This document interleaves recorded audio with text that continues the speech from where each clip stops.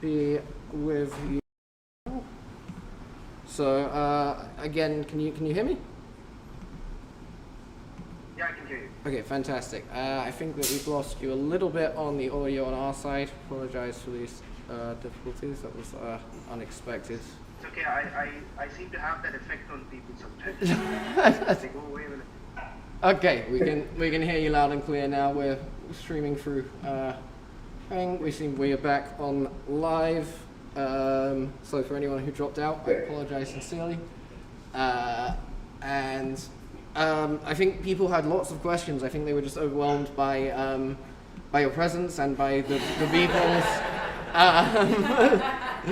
So I think that's probably the point we were at, was kind of asking you what so we were talking about the NYC show where that was shown, and then I believe there was someone in the audience who had a question for you where we were at that point. Mimi had asked a question, yeah. About why he had chosen the... Oh yes, that was pieces, yes. About why you chose the 20 pieces that you chose. Oh, why you chose the 20? Yes. Yeah. Yeah. When did I lose you guys? Because I was halfway through this spectacular auction story that that had never happened before and would never happen again. So I think we missed pretty much all of it. Let's just start from the beginning of when that happened. Sorry, I was stuttering because I was so excited to meet you. Okay. Yeah. Now I'm sure you're properly disillusioned now, so we should all feel a lot better. So, okay. The story of the auction itself was fantastic. I mean, it was a very stressful but exciting experience for us because, like I said, nobody had ever bought an entire drop before, the whole collection. Usually it's just a bunch of people getting one or the other, ending up with something that either they really like or something that nobody else liked all that much. So Metakovan and I, we went in and bought the entire collection, partly because of this rather juvenile notion of being able to collect a full set of something. We love the idea of it. But more importantly, because for the first time, we knew exactly what we wanted to do with it, right? And I believe that kind of a shift in thinking was very new to us, very important to us, and in a way might have triggered some sort of a change in the way people perceived NFTs as such, even within the industry. And I say that because this explosion that we've seen in the NFT space has been characterized by the need to acquire NFTs, by the need to buy as many NFTs as you can, to collect them, to hold them, to keep them. But that's only the tip of the iceberg. The real revolution that NFTs represent is the answer to the question, what can I do with these NFTs, right? Now that I've got all of these NFTs, what do I do with them? And what we did with these 20 NFTs, the B20 project that is now in display at the museum that you're all able to experience through VR, was an exploration of that answer. To us, that answer represented two things. One, open experience. I mean, up until then, you could only do one of three things with art, right? One is to flip them for a higher price. The second is to hold them somewhere, lock it up in a free port somewhere, which is what happens with over 85% of all conventional art. The third option has been historically significant, which is to open experience of those works of art to everybody, to the community, to the world. And all of the ancient civilizations that are now well known for art and their architecture sort of followed that procedure, right? I mean, whether you look at ancient temples in India or Rome or Egypt, the idea was to open up experience of this pinnacle of human artistic expression to the entire world. But over time, a layer of profitability, I suppose, a layer of finance and economics sort of shrouded that and made it unviable. The idea with B20 was to see if we could make that third option viable again. And how we do that is by sharing ownership of that artwork with the entire community. It's not just a person or a group of people who own that and build that, but rather the entire community can share ownership of these high-value NFTs. which was heretofore not possible, right? So the only people that can buy a vehicle, that could buy a vehicle, were people with a lot of money, But with the B20 project, once we collected all of these 20 works of art, we built monuments for them in the metaverse, right, across crypto voxels, across Decentraland, Somnium Space, and Sandbox. And then we bundled all of these things together. We infused them with some original soundscape by Blau. We bundled them together, and then we fractionalized their ownership into these B20 tokens. So effectively, not only are these monuments open to anybody to experience, either via this browser or through VR expression, experience that work. But if you had but one B20 token over time in your pocket, you essentially own profit marketplace. A layer that was very thinly knowing that and made it as happening. So that's why we bought those, was to see if we could make that third option viable again. And how we do that is by sharing ownership of that artwork with the entire community. It's not just a person, an interesting question who own that and build. I don't know. I think quite honestly, it changes can share ownership of things high value, and sometimes just heretofore.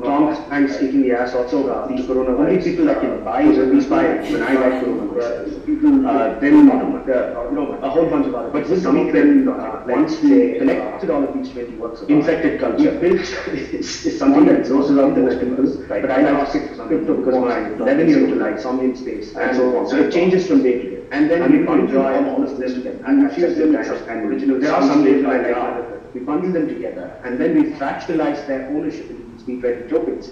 So effectively, not only are these monuments open to anybody to experience, either via this browser or through VR expression, experience that work. But if you had but one B20 token over time in your pocket, you essentially own profit marketplace. A layer that was very thinly knowing that and made it as happening. So that's why we bought those, was to see if we could make that third option viable. That's an interesting question. And how we do that is by sharing ownership of that artwork with the entire. Not like this, I think. It's not just people, the relationship that a single person has with that. And people, I don't know, I think quite honestly, changes very specific and it has such a bond and drawn years also the coronavirus. What we saw was when I was to shift then collective attention, but rounding them while once they experiencing them. In fact, what happened with people 5,000 is something that should global attention. But I like towards the end because I think it's that changes from day to day. And the passion by and interest as usual. There are some the relationship that we hold most dear are with B20 tokens. So effectively, not always, and this is not for any this is for very beneficial personal use because I had much. If you had one before I was in your you essentially. I mean, we are all affected by this. It was like we're not exposed to it, but it's subconscious for most people. That's why for the average Euro, when we want to engage and how we do sort of reach out.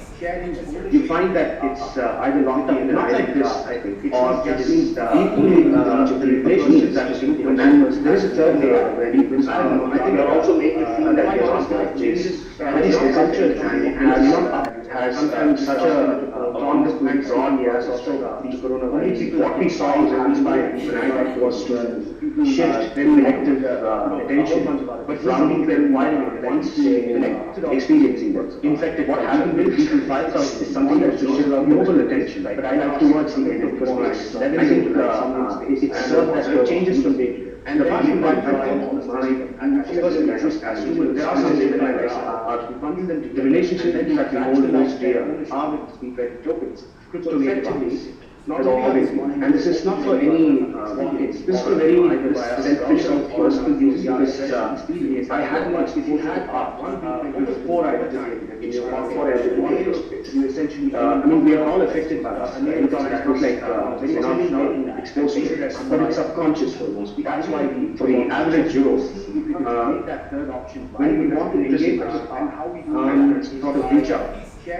You find that it's either long term, not like this, I think, or just equally the relationship that is in and there is a third layer where people, I don't know, I think are also made to feel that your life changes very structured and it has such a on this went wrong, yes, also the coronavirus. What we saw was inspired when I was to shift collective attention, but from the environment, once experiencing it. In fact, what happened with people fight out with something that global attention. Starting out as an artist, I use this, and to kind of give them the hope that they could maybe one day, implement a solution, or find a collector similar to how they could go about that, what they would need to do to get to that point.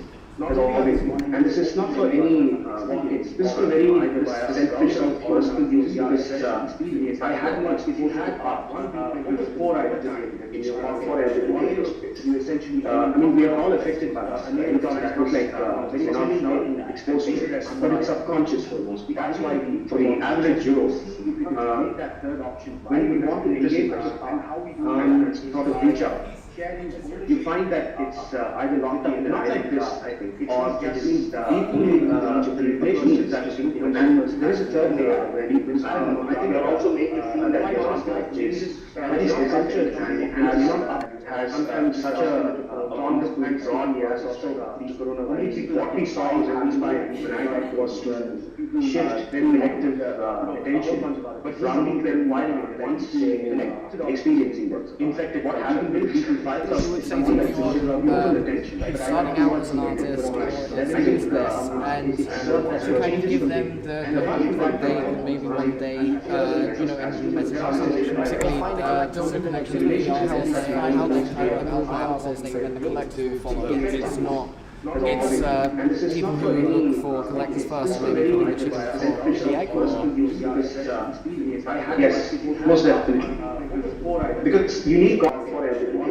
You essentially, I mean, we are all affected by this. It was like we're not exposed to it, but it's subconscious for most people. That's why for the average Euro, when we want to engage and how we sort of reach out. You find that it's either locked up not like this, I think, or just equally the relationships that is and there is a third layer where people, I don't know, I think it also make you feel that you're not like this. That is essential and has such a bond went wrong, yes, also the coronavirus. What we saw was inspired when I was to shift collective attention, but from the environment, once experiencing it. In fact, what happened with people fight out with something that global attention. Starting out as an artist, I use this, and to kind of give them the hope that they could maybe one day, implement a solution, particularly find a collector similar to the artist, how they can go about the artist, and then the collector follow it. It's not. It's people who look for collectors first, maybe putting the chicken before the egg. Yes, most definitely. It's unique for everyone. We have to move on to our next speaker, who's Maxim, and Eugene, sorry. But before you go, if there's any final questions, the quick fire questions anyone has, please do. Bob, you have one.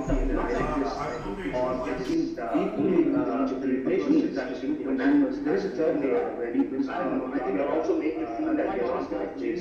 That is essential and has such a bond went wrong, yes, also the coronavirus.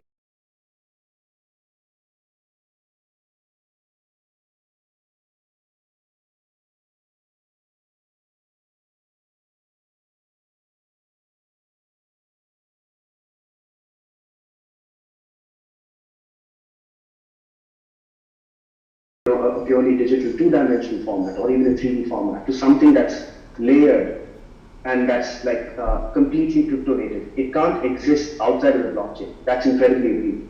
On the other hand, there are works of art which are very, very simple, in what they do, and they do weird things to you when you look at them, and that attracts you too.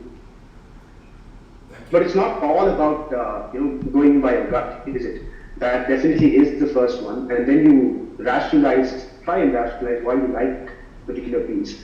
And in crypto, you have the added advantage of being able to reach out to the artist and also understand what he had in mind when he created this work of art. Sometimes that answer can be simple, I just felt like it, I did it. And sometimes the answer can be something that's profound and changes the way you look at the world. Thank you so much for joining, and sorry for the technical difficulties, and we really appreciate you sponsoring the show and being a part of making this. My apologies for being late, but this is super fun. I'm glad that you're enjoying the collection and the exhibition, and kudos for Cryptokyo. I think the future of crypto art, any art, is going to be experiences where people can engage with each other. The art might exist anywhere, it's incredibly portable, it's not going to break when you shift it from place to place, all of that apart. I think art is best enjoyed as a community in a physical space. So I'm very happy this is happening, and thanks for having me. Thank you so much.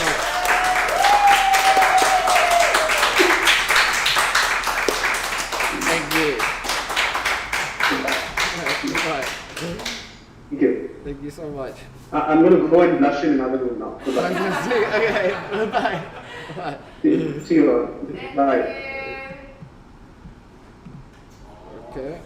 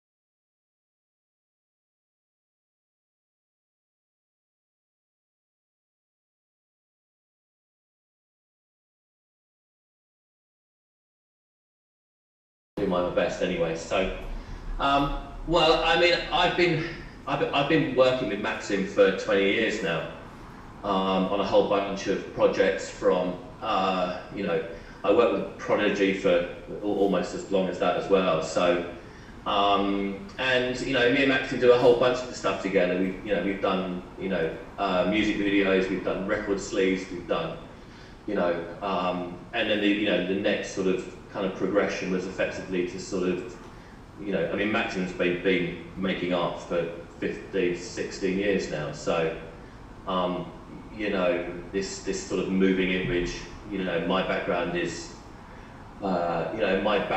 is moving picture. You know, I started, I kind of pioneered, you know, I worked for a company a long time ago who pioneered the, you know, the kind of the idea that you could mix computer data with sound data on the same CD-ROM.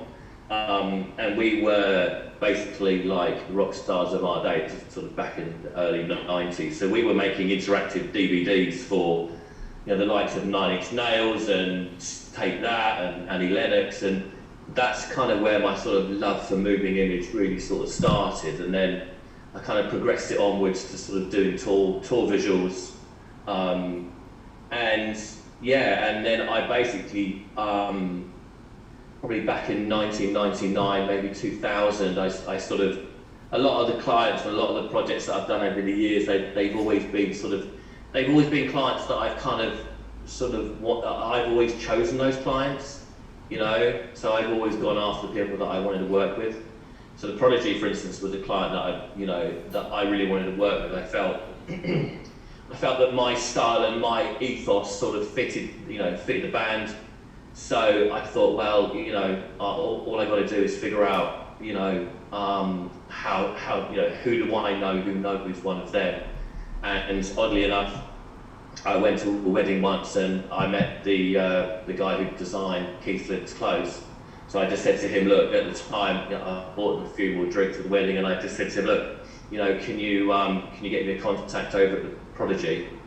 And he did, and I had two sort of options. One is I could have, you know, printed out a nice kind of, you know, sort of plastic bound A4 presentation about the project I wanted to pitch to the Prodigy, or I could build a real 7-foot missile, and the idea onto a DVD, put it in the warhead and drive it to Maxim's house and leave it in his house when he was away on tour. And that's kind of what I did. I built this 7-foot missile, drove it to stuck it in the car, which sounds easy, but you try driving 100 miles with a missile strapped in your car. And he came home from tour, found this 7-foot missile in his living room, and kind of just went on from there, really. So I worked with Prodigy for many years, done sleeves and music videos and a bit of tour filming, and you know, I mean, in those days I started out doing their websites, and it kind of just went from there, really. So, you know, I've done a lot of sort of different styles of jobs. I've done a lot of music videos for bands like him, and him as in the Finnish band, not him as in Maxim, but and then I've done tour visuals for Madonna, and just you know, I designed Jim Carrey's award-winning website that has loads of 2D animation in it, and moving image has always been my thing. It's, you know, still image is fine, but you know, there's so much more you can do with kind of moving imagery. So yeah, and then me and Maxim have just collaborated for years on stuff. So the work that we've got with you guys is just, you know, a part of our latest sort of collaboration together. Yeah, I mean, it's absolutely phenomenal, the work that's here, but I want to touch on that missile thing, because I think a lot of people's questions are always, how do I get into the art world? How do I kind of start out? How do I make an impact? And that's quite a significant way of doing that. What would your recommendation be to someone who's trying to kind of make it, whether it's in commission artwork or in any sort of field? How would you say go about it? I think you just got to be different. I think it's not enough anymore to be the same. I mean, I don't like the internet. personally, I'd rather just see the whole thing burn to the ground, because I think it stifles creativity. I think people get too addicted to looking at Instagram and thinking, oh, these people are doing this, and so I better be doing gold skulls, and this person's doing that, and I better be doing that. There's not enough. People aren't thinking for themselves, and people aren't, people forget that there are things called books, and there are other sort of fountains of inspiration out there.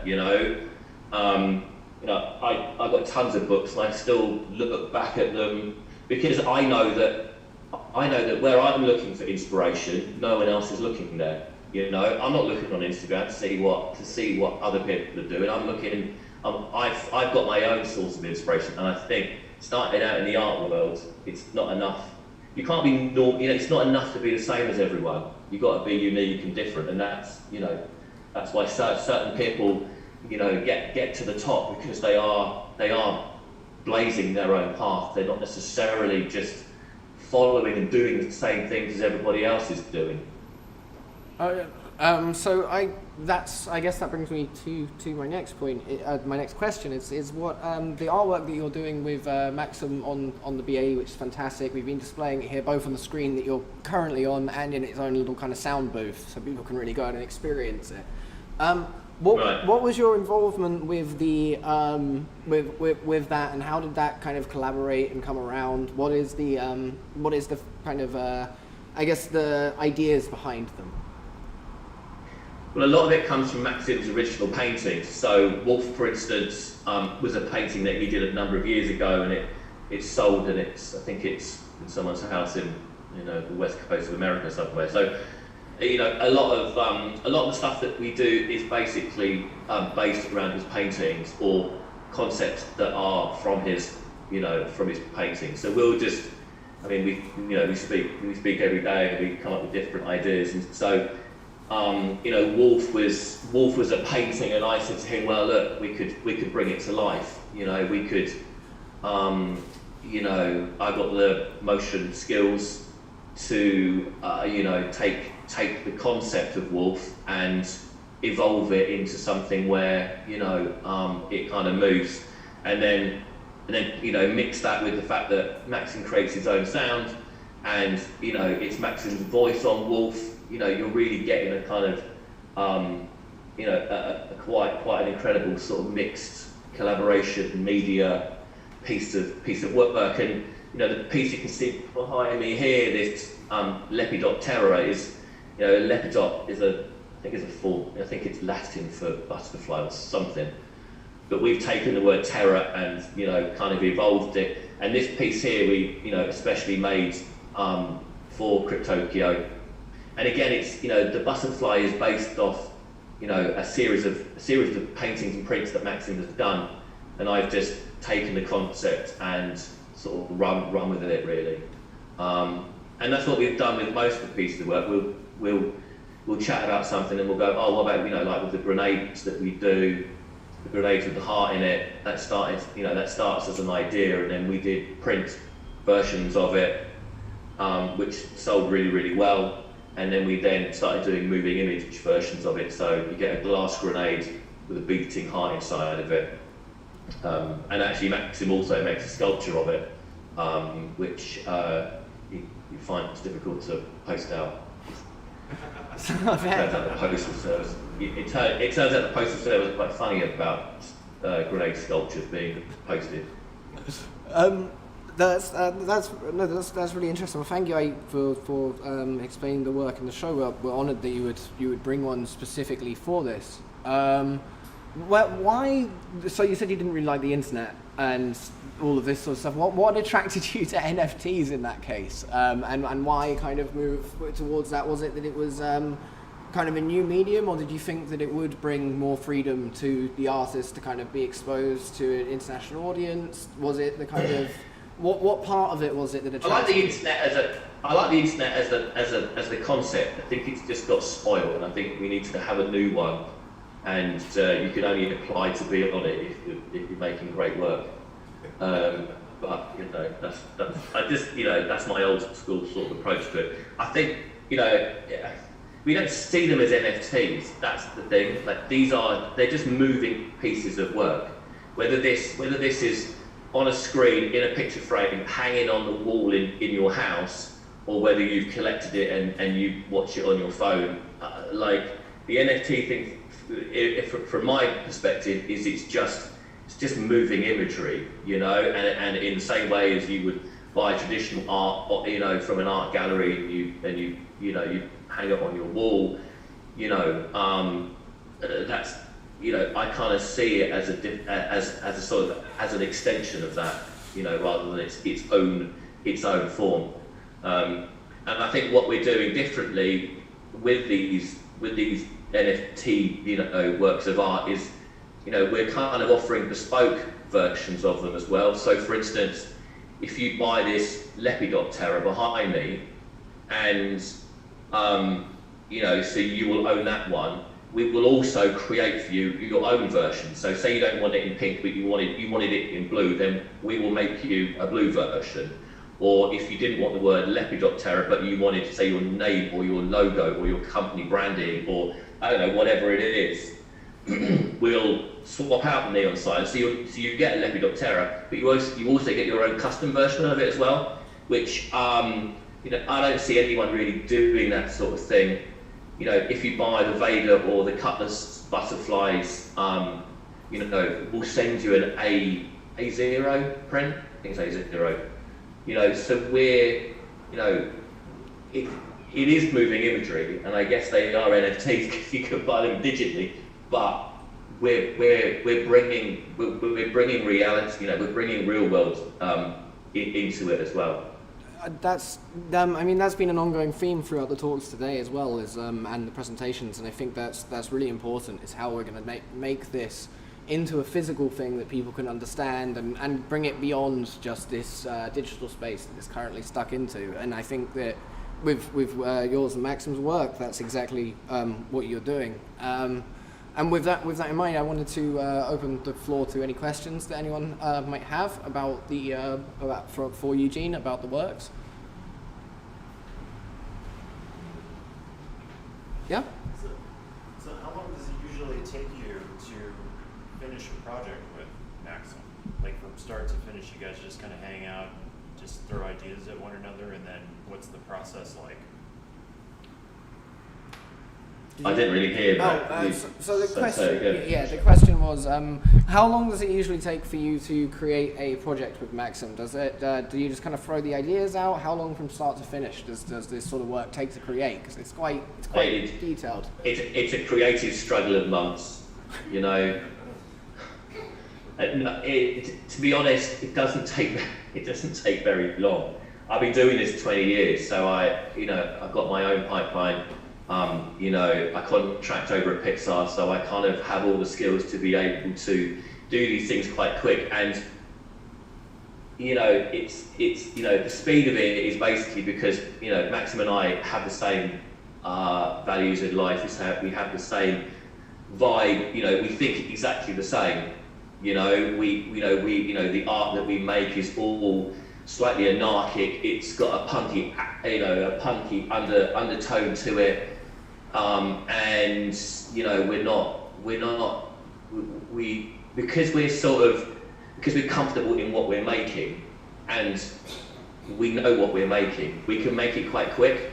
We don't really struggle because there's no client. That's the thing, is if you have a client who goes, oh, I want this, and then you go back to the client and goes, no, I don't want it like that, I want it like this, and then you go, oh, but how about this? And then you have this client relationship that can actually, you know, take time. There's no real client.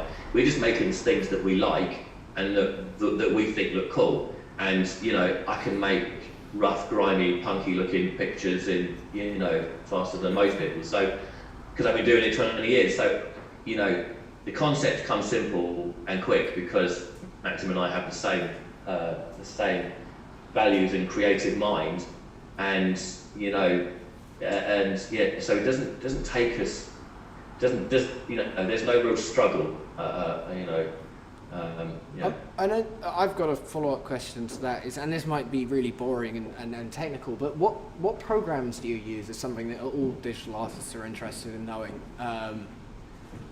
Well, I'll tell you, I because I contract over at Pixar, it's all rendered in Pixar RenderMan, but I use software that I tend to use software that other people aren't using. I use older software because I don't use Cinema 4D and I don't use 3ds Max and I don't use other sort of things.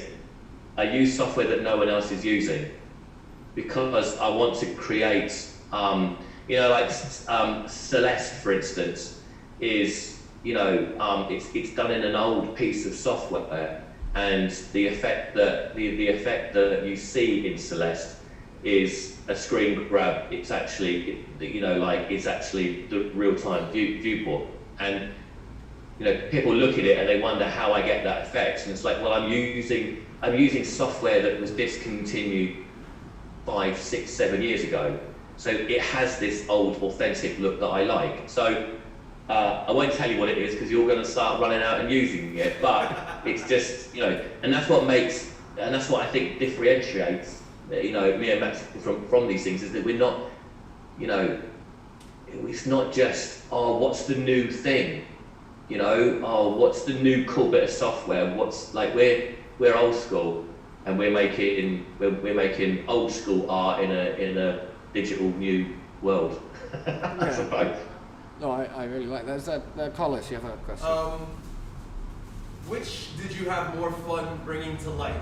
Wolf or the butterfly? Which did you have more fun bringing to life? Sorry, Sasha, what was that one? Which work do you have more fun bringing to life? Was it Wolf or the butterflies? Which was a funner Wolf, process? Yeah, Wolf, yeah.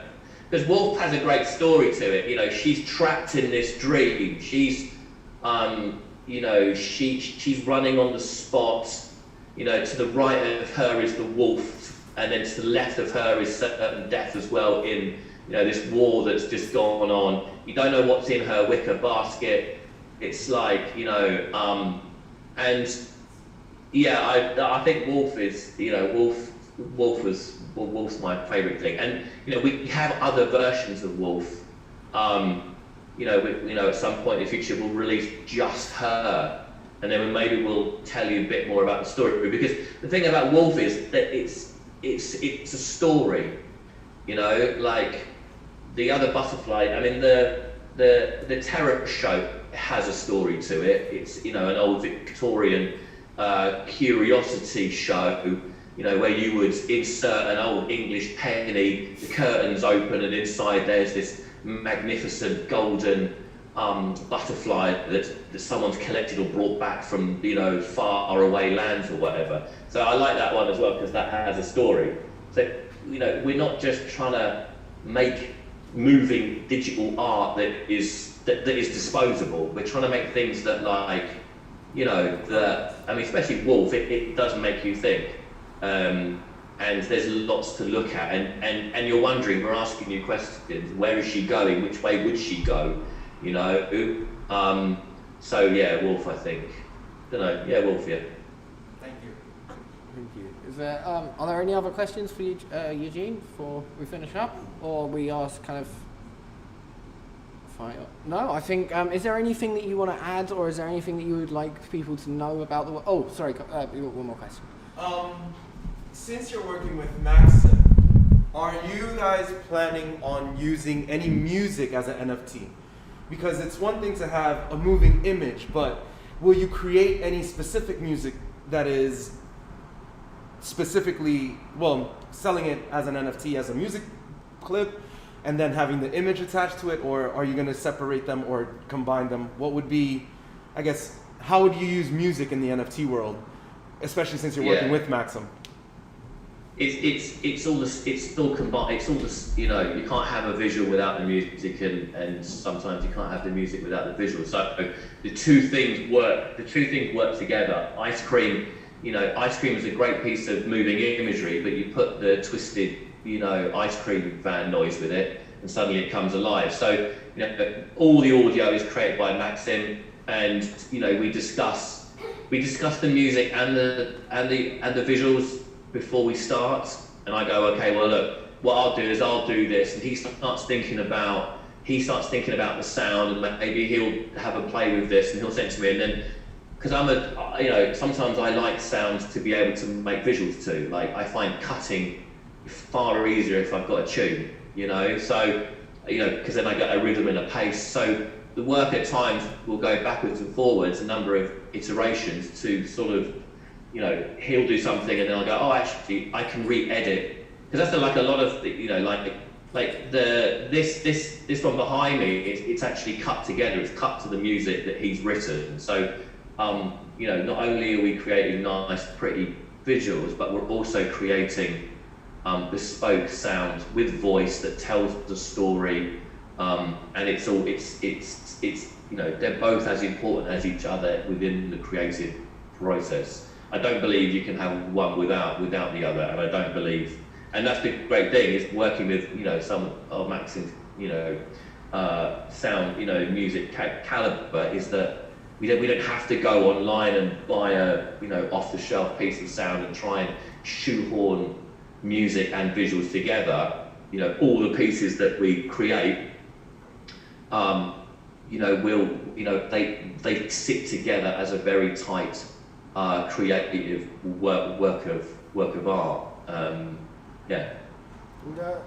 Before we finish up, I just want to, after we finish here, I'll play for the people on YouTube and the people in the room, the whole loop with all the noise so they can really experience it. But is there anything else that you wanted to add or kind of mention before?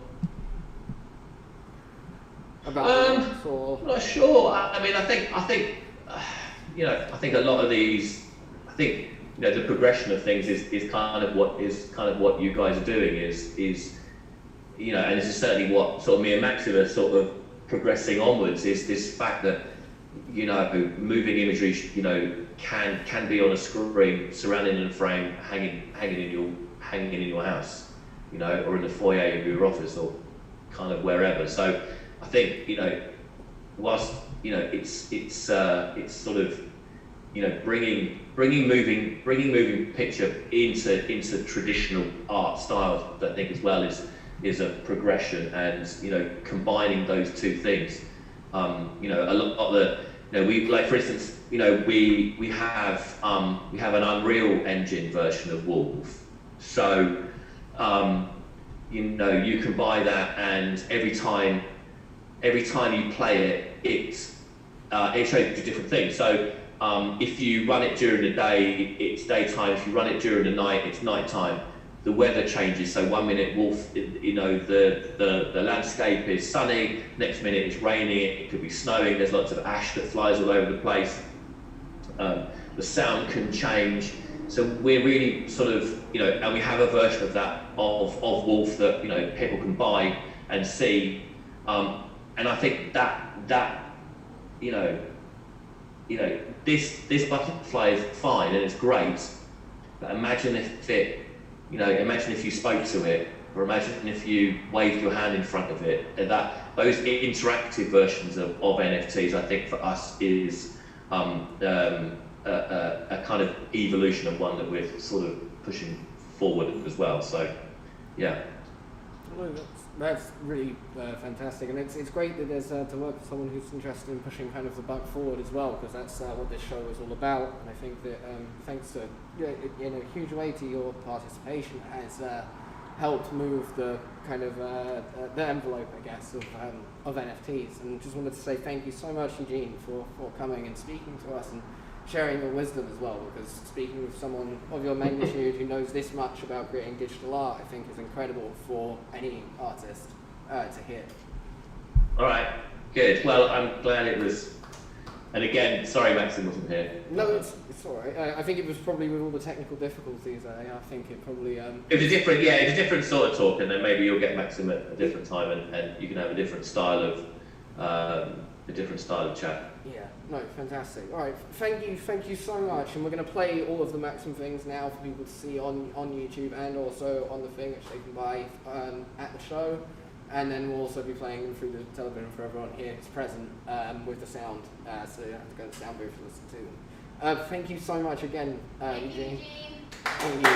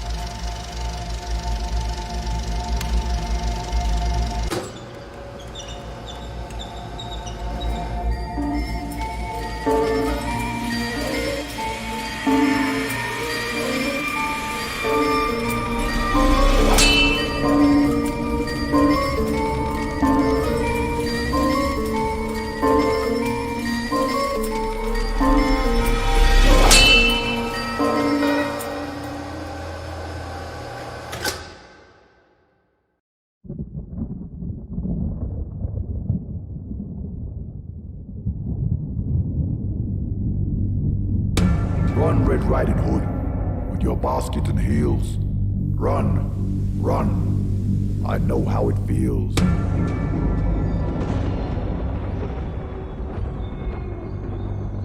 Your elegance and grace, your lack of pace. How can you possibly escape and survive this chase? Where are you going this time of night? Why even bother? Put up a fight. No one will hear your screams through the storm. Only the wolf will see you perform. Run, run, run, run, run, run.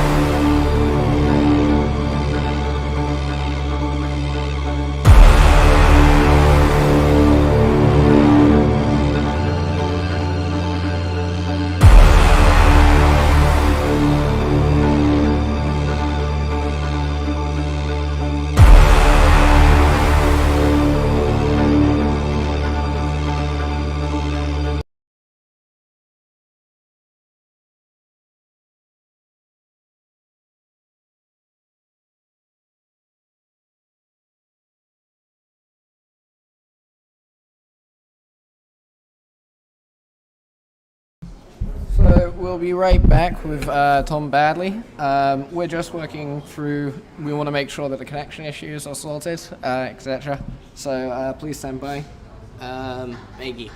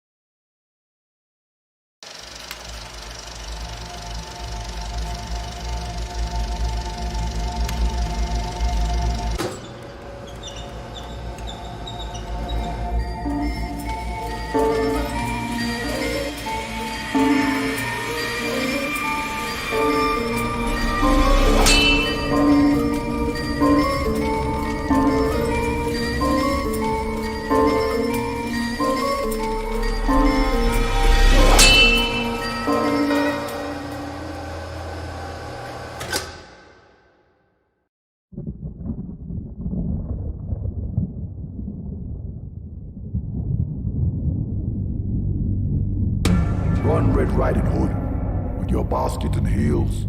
Run, run, I know how it feels.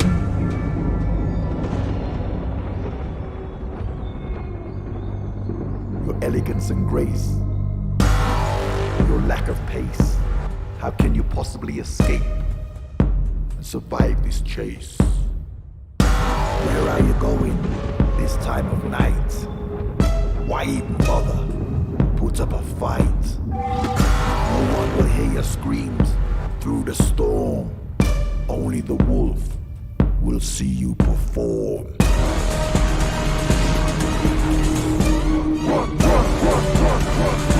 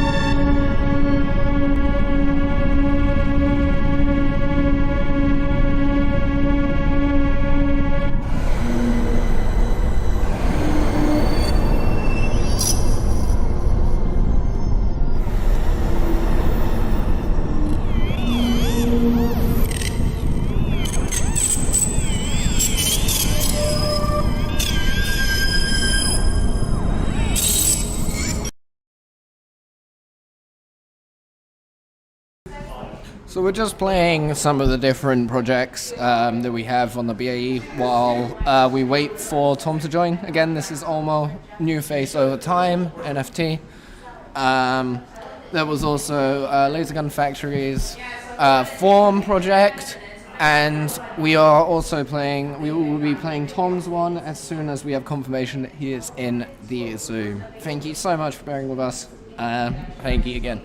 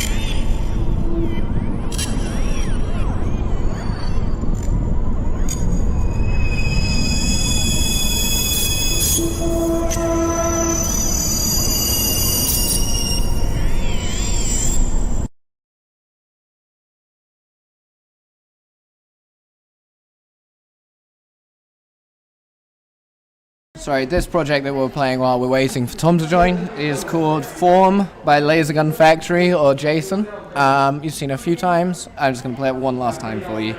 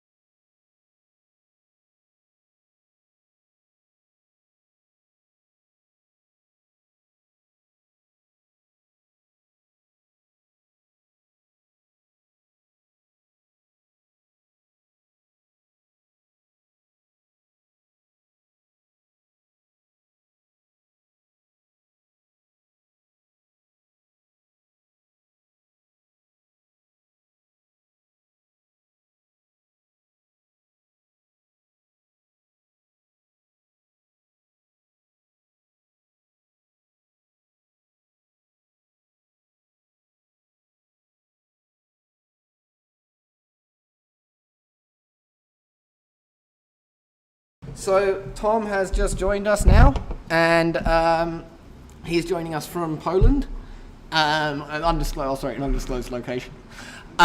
So we've got a new project from Tom on, well, we're presenting it here. It's in a little kind of, we've created like this little kind of Space Odyssey style room for it. Do you want to talk a little bit about that project and what's kind of what it is and how it came about? The new project, Family's Fine. No, the ETH Rising. Got it. So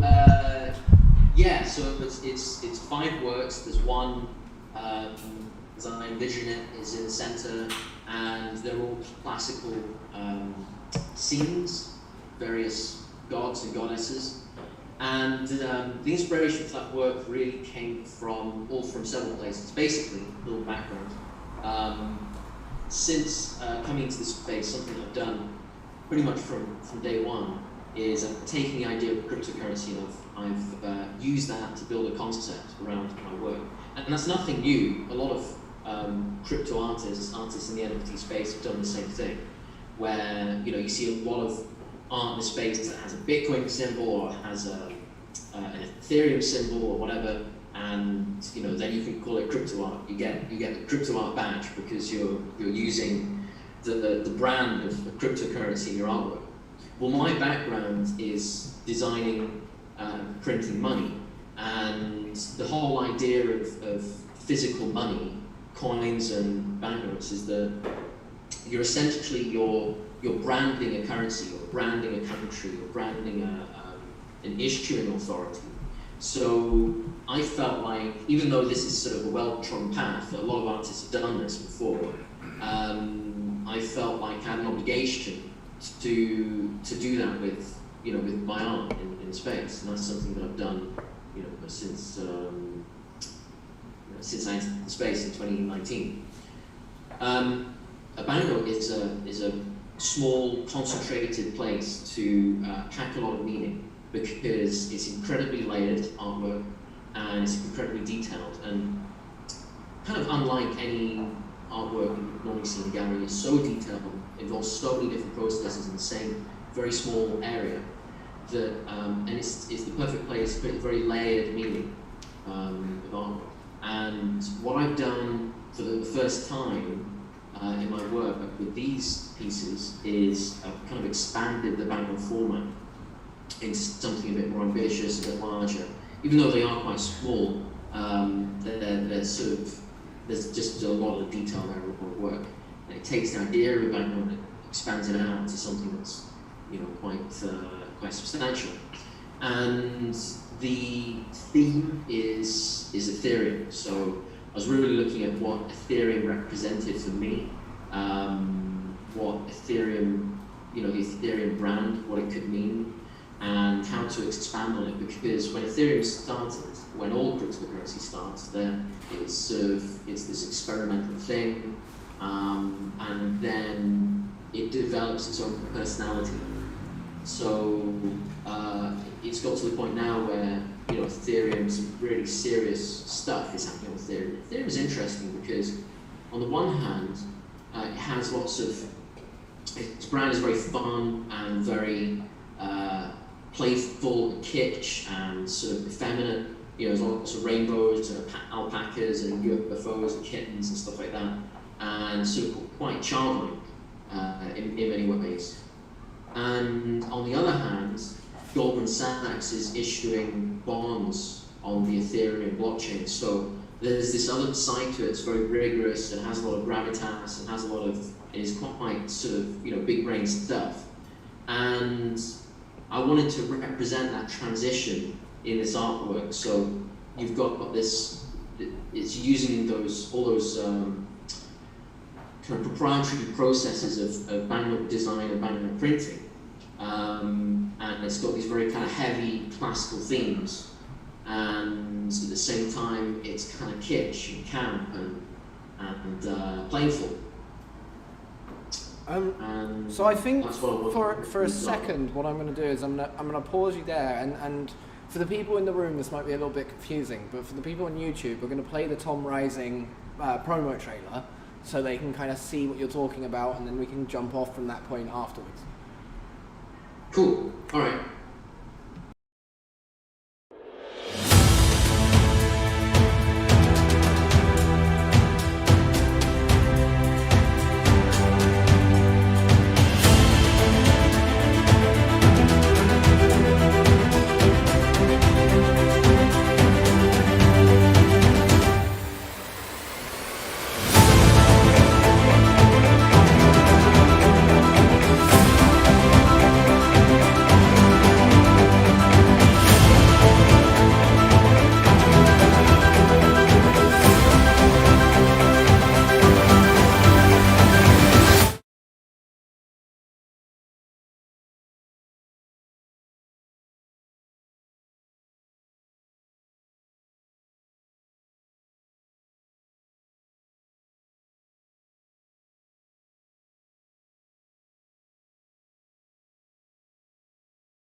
So now people have had a look at that and seen the ETH Rising video, and people in the space, they're going to be able to look at it physically. They'll be able to see that too. Oh, there we go. And kind of, yeah, good. It's playing currently. There's a little delay, but now we're back on. Just talk to me a little bit about kind of why you picked because I obviously you spoke about the transition between these kind of two different worlds, and the classical and the kind of more kitsch sort of style of Ethereum. But what was the motif behind them, and also why is Hercules the biggest one? All right, so the other thing I wanted to do with these works is I wanted to create like kind of allegories of the NFT space as I saw it. What if you asked me to create allegories of the NFT space, and that's kind of what I did. So one of them is holding a CryptoPunk, one of them is holding a CryptoKitty. Ethereum, Hercules, the guy in the middle, he's the biggest because that image sort of breaks away and I think says something larger about what blockchain is potentially. I always saw blockchain as something that is questioning or in conflict with the legacy banking system, and a lot of stuff in my work is about man versus serpent, man versus snake, and man versus snake is always the story of the human race trying to find its freedom from slavery, from a kind of reptilian way of doing things. So traditionally Hercules is holding the club, but here I've got a chain representing the blockchain, so that's why I did that. And then, so what the other people in the series? Why were they picked, and why were they gods? Because Hercules is, I guess, would be the only demigod in the series. The rest of them are more Greek actual gods. So what was the reason for the god and the goddesses behind those, and why the one with the CryptoKitty? Why the one with the CryptoPunk? Was there some sort of meshing between the two?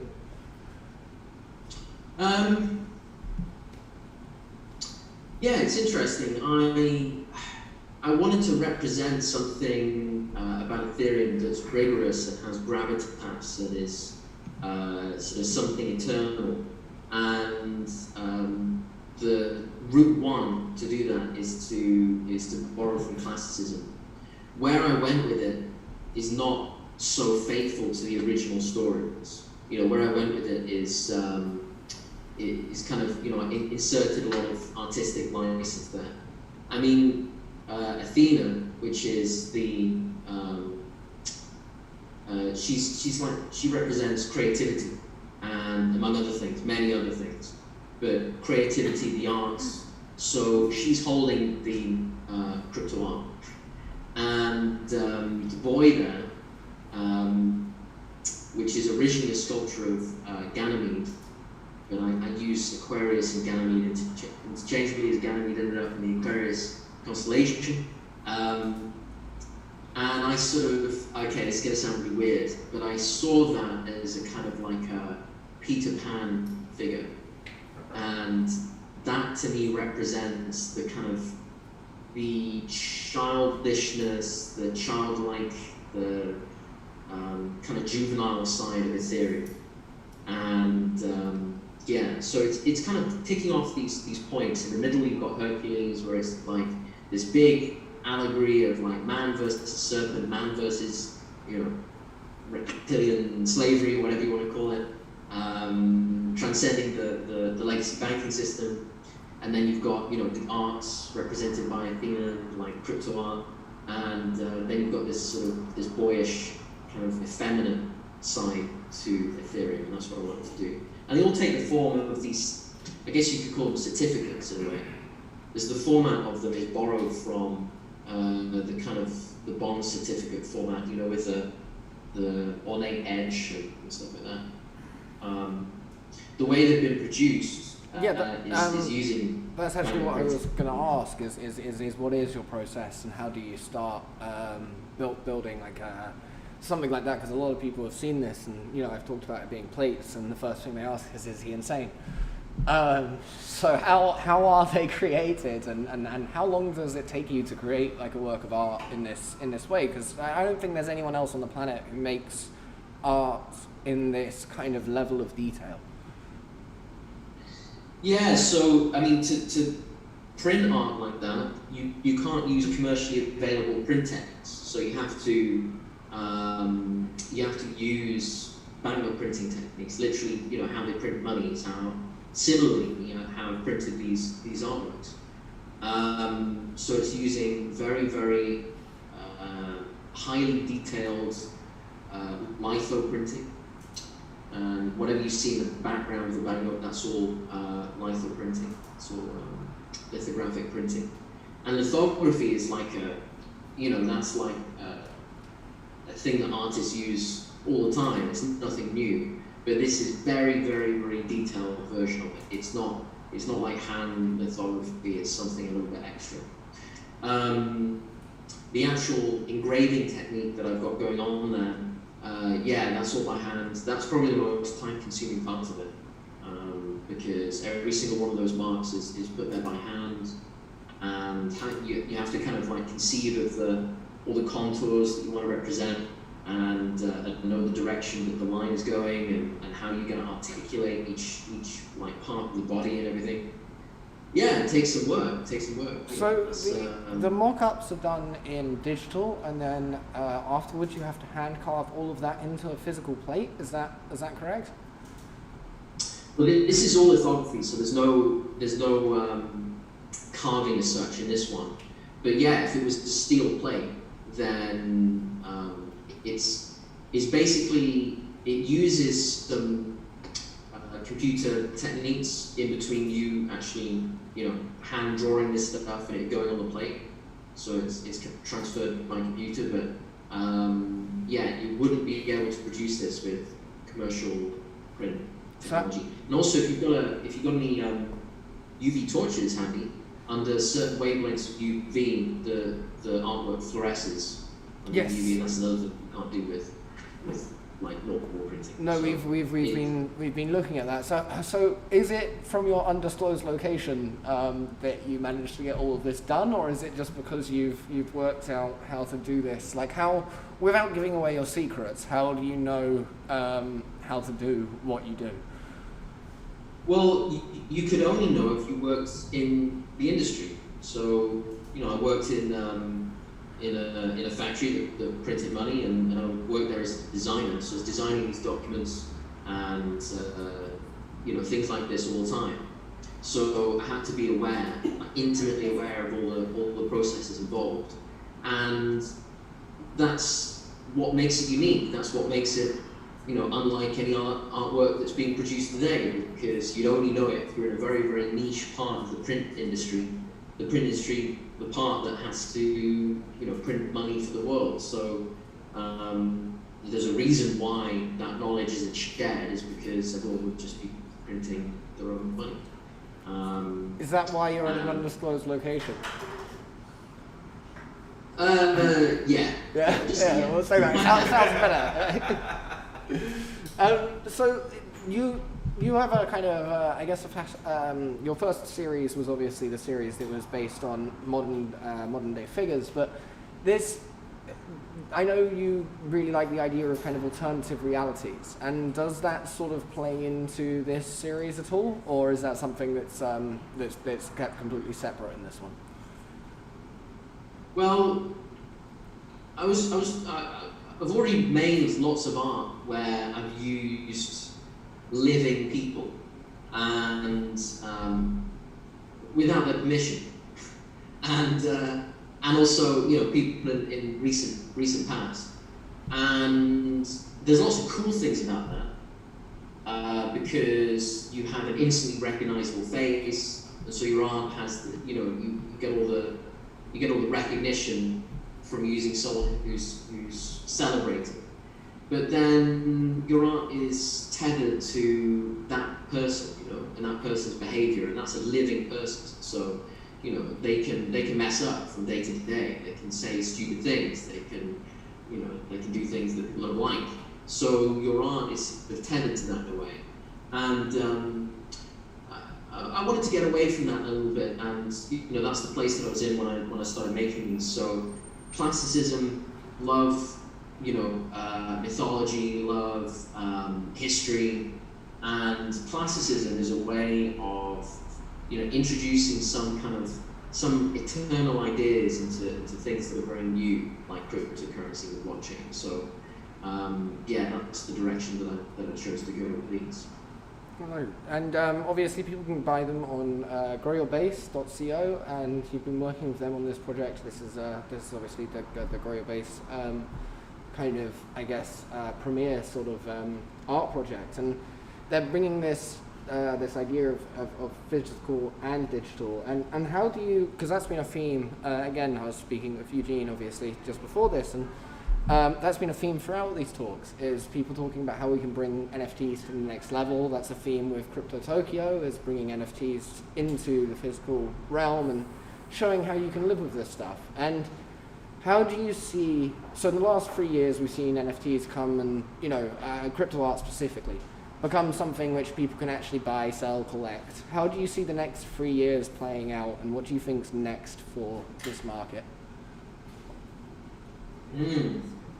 I think that you'll see lots of other blockchains pop up that will have that you'll be able to do really innovative stuff on.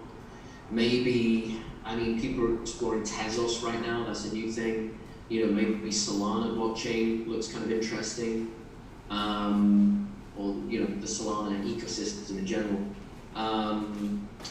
More interesting things to do with shared ownership,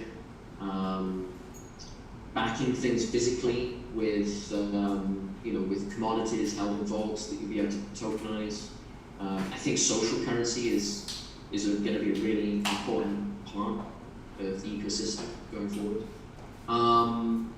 This all depends on the viability of the blockchain, and it also depends on regulation as well, and it also depends on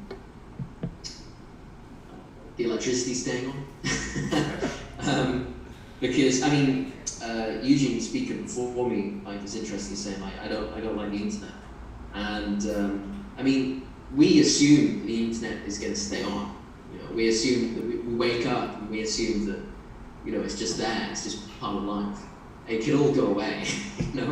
There are cables running around the ocean that could very easily be cut, and so but then if the internet goes off, we've got much larger problems than not being able to tokenize your latest artworks. Well, I don't know. I think that's a pretty major problem for us. But so what with this creating this kind of physical element, is that something that you want to do? Do you want to make sure that your artwork will live beyond any sort of thing like that? Like, in 100 years, people will look back and they'll see these Grow Your Base, Tom Badley creations, and they'll be, regardless of whether ETH is still a thing or regardless of whether the blockchain is still a thing, people will still be able to own these collectibles and will still, they'll still be a meaningful piece of artwork. Is that something that's important?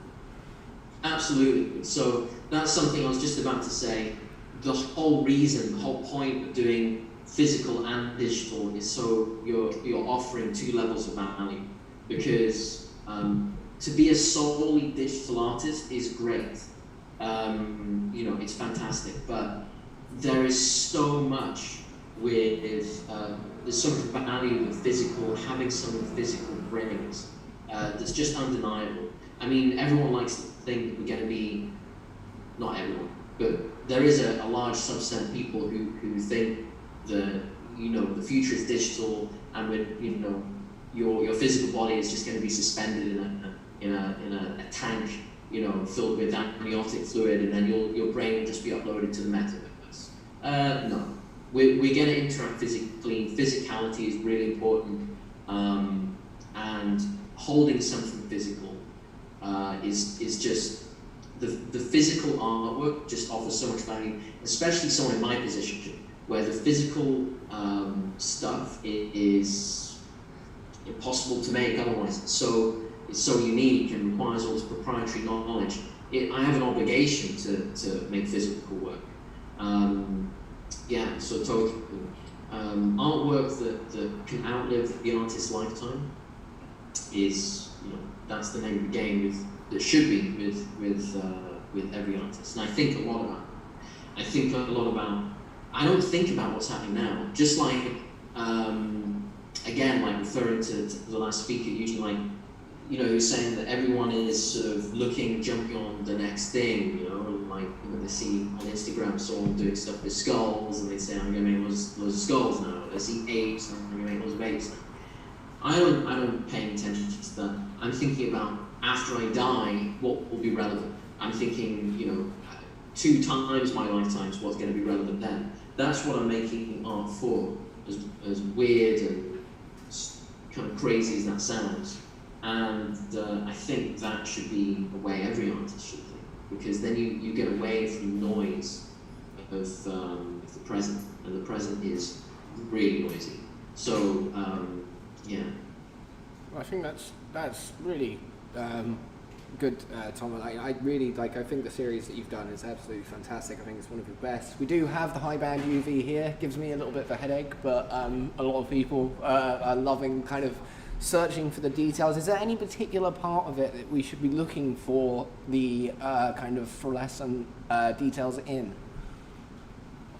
Well, it's integrated all over, and that's a really key thing as well. So it's not like it's not these UV things. They're not like just stuck on there. They're actually integrated into the ink, and they all fluoresce in different areas. So you'll have to go looking. The guy, the Hercules' eyes, they should shine red under UV,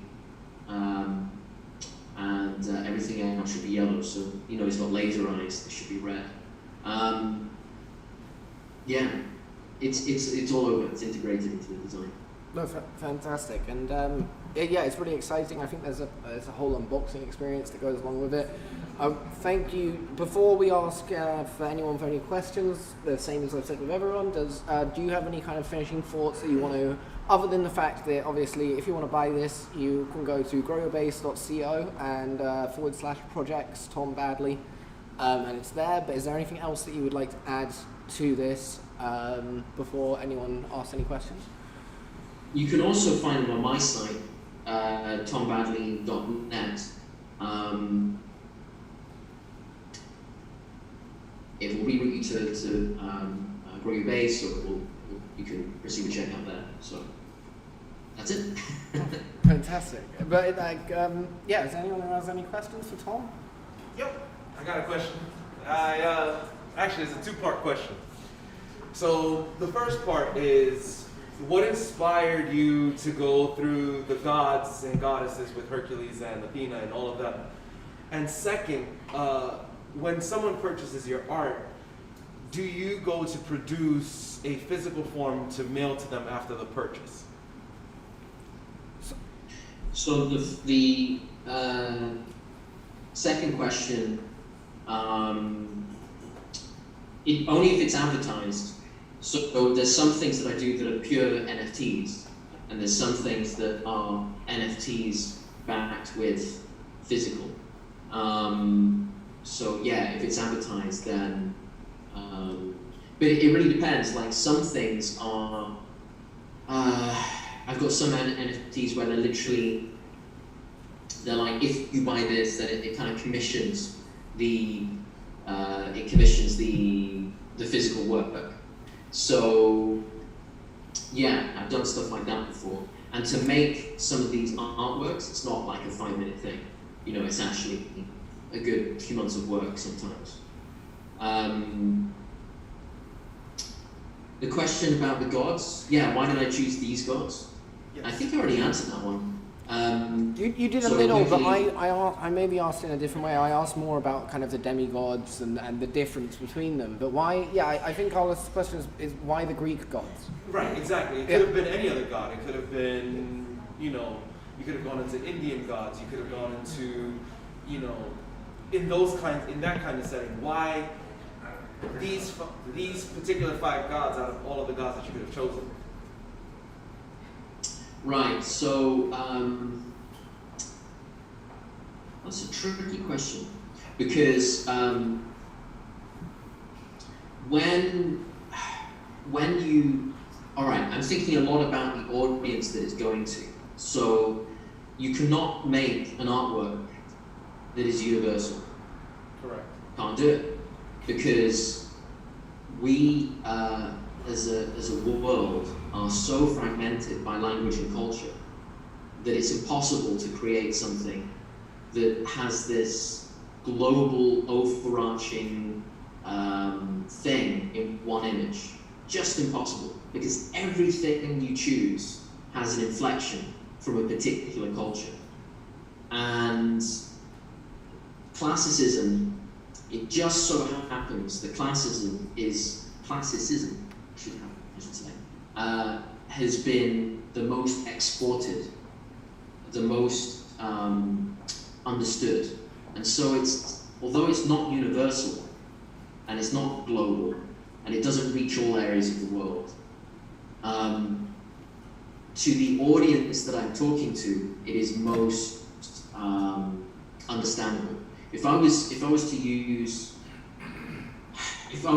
deities from a very specific culture that hasn't been exported around the world, then I'm saying something very specific about that one culture. But yeah, does that make sense? It does. It does.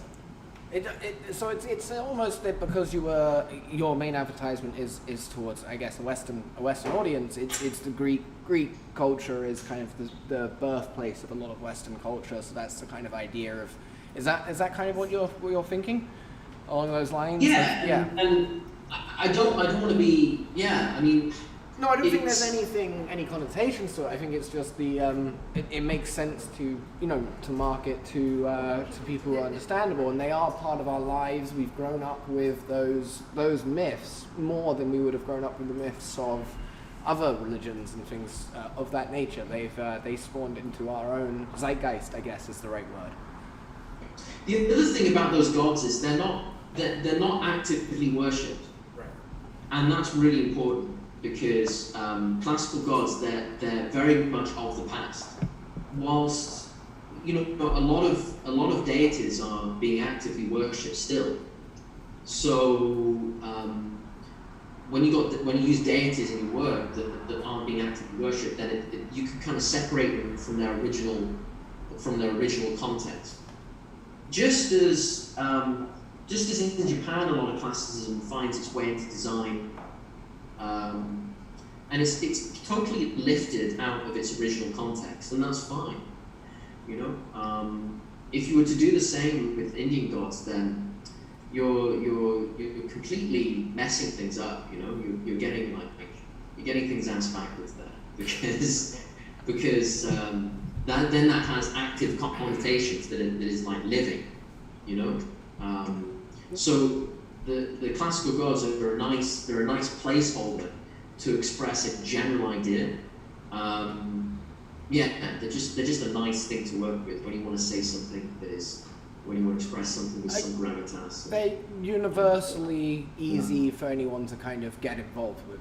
I think it's kind of what you're saying. Is there's no one who is actively worshipping Hercules or anything like that. So it's very easy for you to create art of that. I mean, there might be somewhere. But anyway, let's. Is there anyone else who has any questions before we finish? I do. Oh, yeah. Bob has a question. The printing processes of money and the things you use is extremely, probably the highest level of printing and very detailed. And so, in the digital world, there's a lot of, for example, companies working on 8K monitors or holography. Or are you looking forward to using other than, we're looking at a bunch of flat screens. Are you looking for that are not particularly high resolution? Hey. Sorry. They're Chinese. Yeah, all right. Anyway. No, I didn't mean that. Sorry. Anyway, carry on with your questions. Sorry. lost my, sorry. You were asking about the resolution. Yeah, and so are you looking forward to the next levels of digital expression? Yeah, all that stuff interests me for sure. I'm trying to find a good application for it because I don't see the point of presenting a static image that is just really, really, really detailed on a really detailed monitor.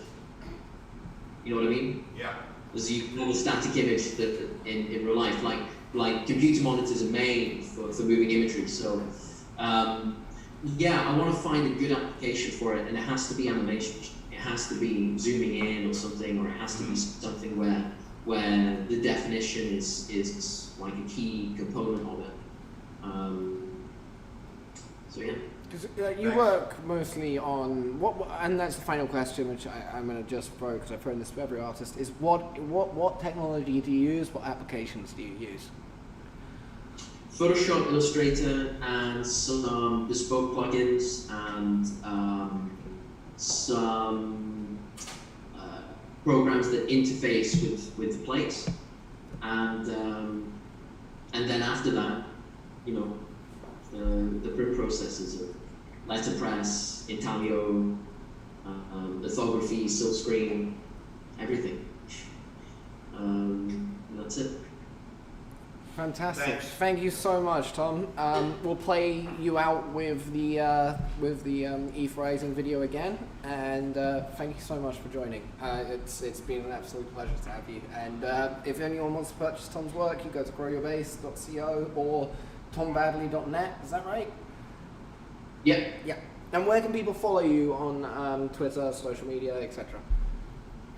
On Twitter, I'm currency design all one word.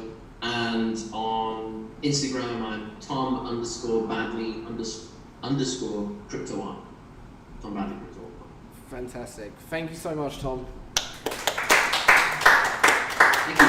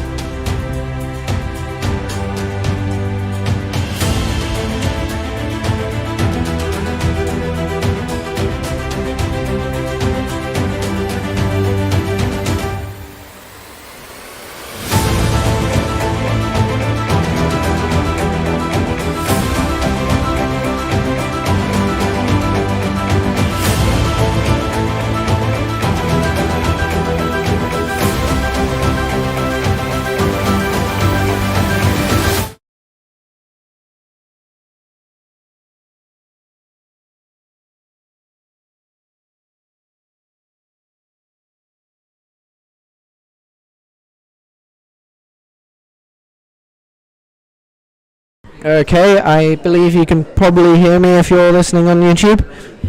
That is the stream over. We've finished. Thank you so much for watching. Thank you so much to Eugene, to Botchy-Botchy, to Jason, to Omar, to Tom, to everyone. Make sure you go to growyourbase.co, and obviously as well to Maxim and the people who weren't able to be here, unfortunately. Thank you, and thank you so much for tuning in. We'll see you again soon, and we'll have a lot more content involving